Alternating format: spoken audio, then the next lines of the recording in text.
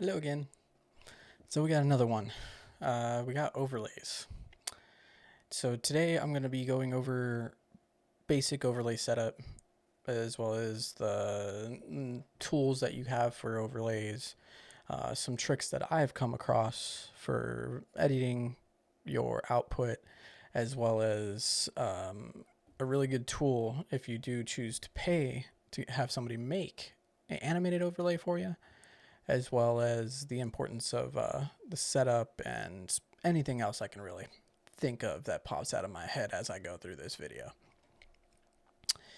So the first things first is I am going to go ahead and go over my overlays that I have and how they work.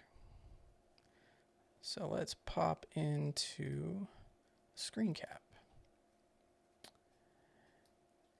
Go ahead and move the camera over here. So right down here is my scenes. Now, scenes or overlays in OBS are the same thing. I'm gonna pop into studio mode real quick, and I'm gonna show you my starting soon screen.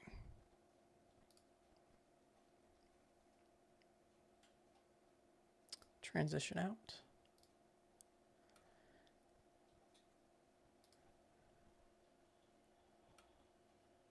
And that was a little bit of a hiccup lag. Happens every now and then. But basically this is my main overlay. It is a basic run-of-the-mill animated picture with a transparent background for this video spot.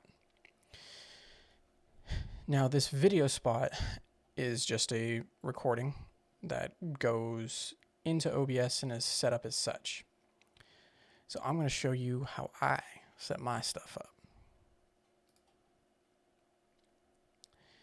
So in here, you're going to see a couple of things.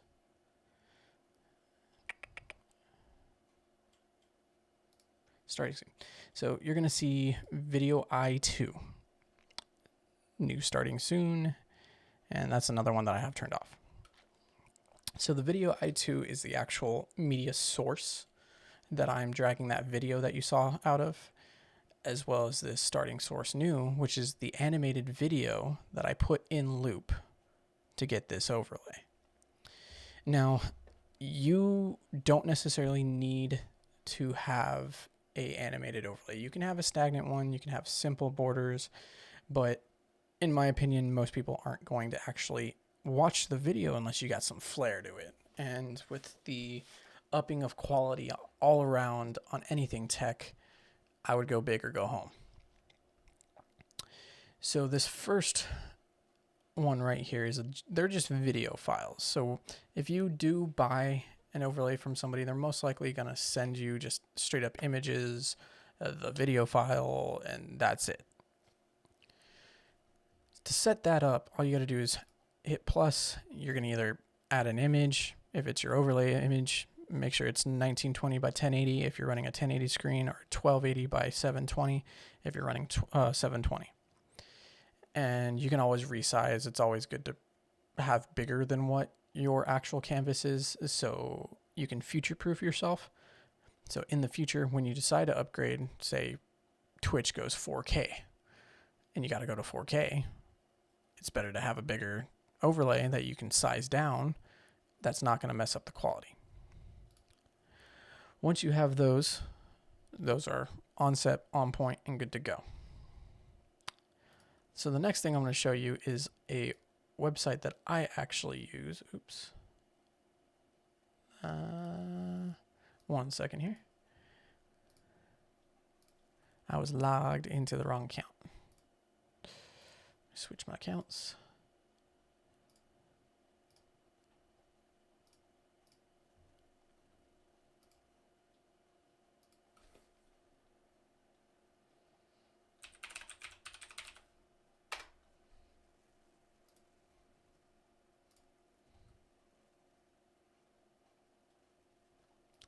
Alrighty. So here we have Streamlabs. Streamlabs is a very good tool for setting up overlays.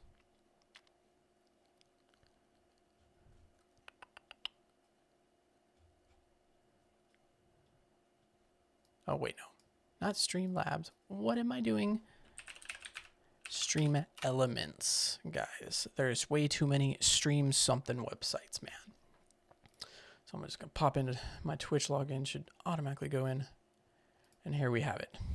So this is a really good tool for connecting to your streams to see how they're doing overall, seeing what tips you're getting, this and that, who recently followed you, how many followers you got. And this is a really good starting point. Obviously, I don't do that well on streaming. This is just for fun for me. In the left-hand side column, there is a themes and gallery section. And in that themes and gallery section, you have my overlays and themes gallery. So say you don't want to use Streamlabs OBS, but you still want access to some of the pre-made overlays they have.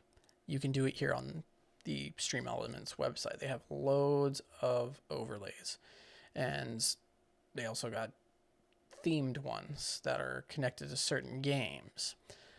I didn't want to go that route. I wanted to be original. So I made my own overlays through here. So I've been doing this a while, and all the way down to the very first ones I made, I used templates. They didn't last very long. Right away, I went into creating my own overlays for certain events and gaming and this and that. So when I created it, I created an image in Photoshop. I made transparent areas for the cameras, the videos, the chat boxes, all that. And I started off with creating a blank slate. Once you start with creating a blank slate, you have none of these images. So basically, all these would be turned off. You'll see a blank slate. You'll need to click this plus button, static and custom, and add an image if you're just doing a run-of-the-mill stagnant post. Or if you got an animated one, you can hit a video. And you can do it all through here. Say if you have like this chat box or something that you need to throw down on there, and you needed to edit it, and you just want to put it as one browser source. So when you create this, you can add your alerts, say from Twitch stream, you can get a little alert box. You can customize it here too. I have pretty much everything customized here. So I'm going to back up real quick, and I'm going to show you my alerts. Now, I set it up with my in-game all the way down to the images. And I needed to add my latest follower, my latest tipper, and my alert box. So when I emulate a follower event, that's where it'll pop up on my stream with the video playing in the background, which is really cool. To edit your alert box or to add an alert box, you just click the plus button on Streamlabs in the editor and click alert box. And it'll pop open with one of these guys, probably big square. You can resize it, do as you will. In this alert box down here, once you click on it, so this is alert box 5 apparently. And then I go down to settings, and it's going to allow you to change the images for each alert. So if you get custom images, and I will recommend a very good site to get these animated overlays from at decent prices. The guys that work there are great. It's mostly freelance work, but they're great. They're very helpful, and you can get something very good for a reasonable price. Once you hit the settings, you're gonna have this pop up over here, and you can change the image, which I did, or you can set a video if it's an animated alert. I didn't want any of that. It was too much flare. I didn't need that much of an animated alert. it's already popping up as is and making noise. I didn't need something all super flashy. And that's pretty much how you do the alerts.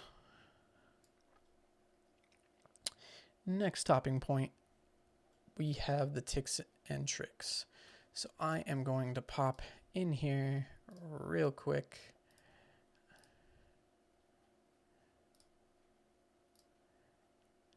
And let's get down to business. So one major trick that I learned with webcams was cutouts. And that's basically making an alpha channel mask is what it's called in Photoshop as well as here on OBS. So you have your source. And mine is, I think it's Video Capture 3. So I'm going to double click it. No, that's my top down view. I'll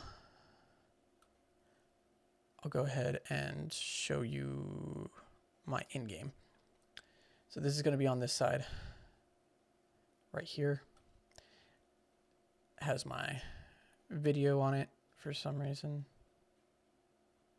Oh, yeah, that's supposed to be there. Ignore me.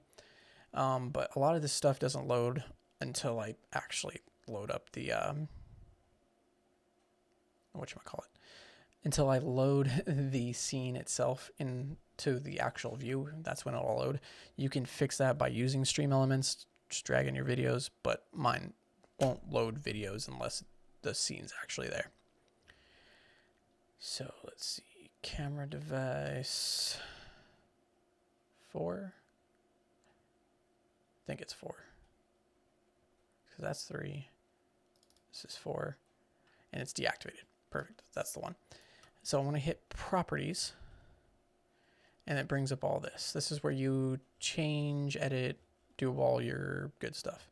I'm running a 4K camera, so I'm having 4K resolution with the highest FPS. JPEG foot video format, default on the color space, and full color range. Auto detect on the buffering.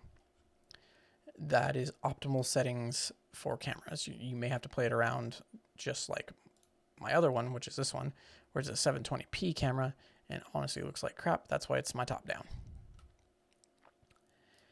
So when you go into the original one I was going to edit and hit filters, you can change an effect. And this is where you can add a alpha channel mask. In other words, a cutout. So the first thing I'm going to do is real quickly deactivate my other camera. Deactivate. Okay, close. Starting soon. In-game, go over here, properties, and activate. And now you can see my cutout right here in front of me. To get that cutout, you go into filters, go into image mask and blend. You need to be on alpha channel, and you need to have the shape as a PNG image so it knows what to detect. And it'll detect just the visible pixels. So if I browse this,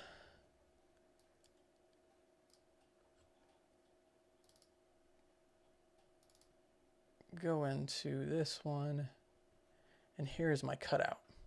Simple little cutout, has transparent pixels around, but that allows it to just be shown on the middle, therefore giving it this look, to where my little head is in this little thing right here. And it's awesome. I love cats. So this is, yeah, green, purple. This is my shit, man. So another tip with this stuff is trying to keep your audio under wraps. When you have so many pieces of audio running, you kind of want to just deactivate all the cameras, all the videos. Sometimes you may have lingering audio or white noise that comes from it. So only having the audio that you needed, mic input, desktop audio, say if you want to like play audio out of a like music stream or something like that, those are the two best. The rest of these are all videos and video capture devices or webcams. So I turn them all off because I don't want the audio feeding through there. This is a major thing too for people that are getting echo, reverb, or monitoring sounds in their stream, it may be because another camera is still on and activated as far as their microphone. Turning those off will save you some pain. So real quick, I'm going to go back to the other one.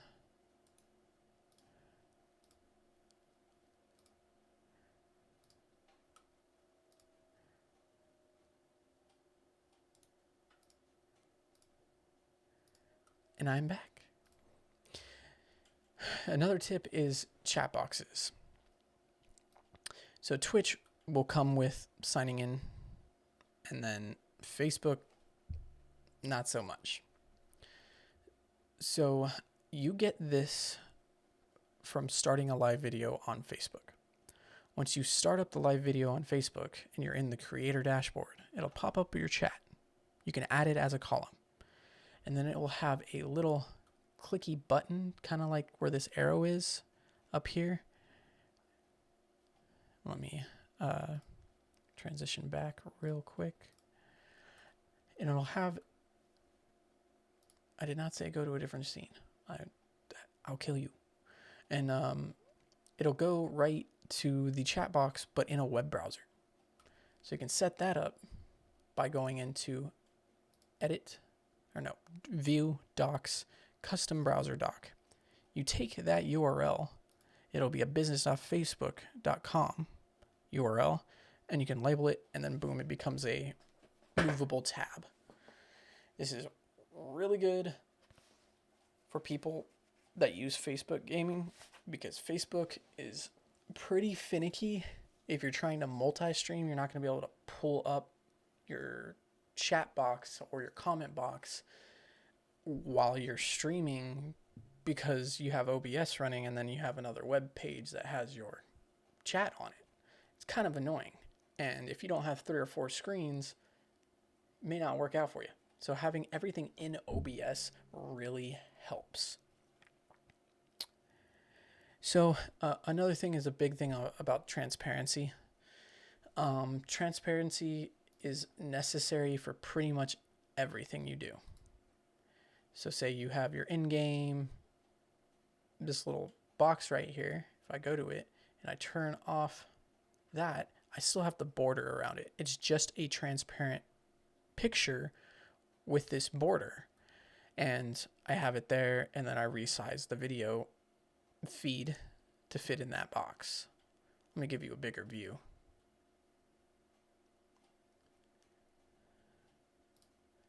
So right here in the corner, as you can see on the screen under my little cat head, if I deactivate this guy, oops,